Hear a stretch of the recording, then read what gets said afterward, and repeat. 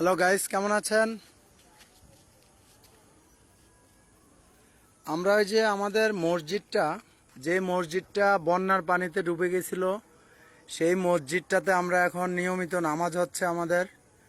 আমরা ওই যে ঈদে মিলাদুন্নবী উপলক্ষে ঈদে মিলাদুন্নবী পালন করার জন্য আশা করেছি।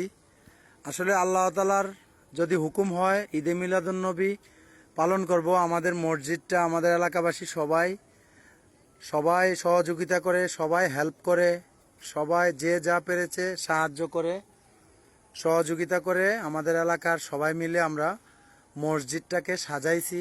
আসলে আমাদের মসজিদটা আমাদের কাছে এখন অনেক ভালো লাগে। আপনাদের কাছে কেমন লাগে দেখবেন।